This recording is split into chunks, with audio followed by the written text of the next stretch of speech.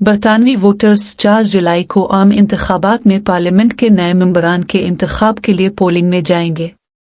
یہاں آپ کو جاننے کی ضرورت ہے، پارلیمنٹ کے ایوان زیری میں تمام 650 ایم پیز کے لیے ووٹنگ ہو رہی ہے، ہر ایک حلقے 80 سیٹ کی نمائندگی کرتا ہے۔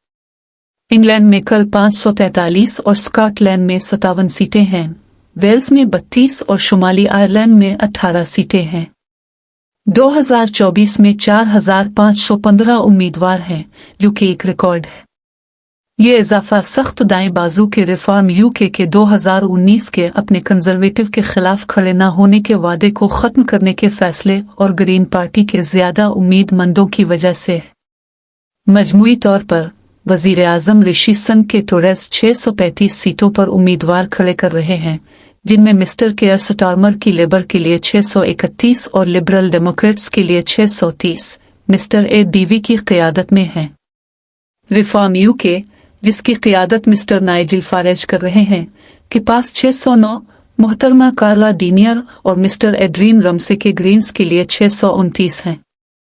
باقی چھوٹی پارٹیوں آزاد امیدواروں کے لیے انتخاب لڑ رہے ہیں۔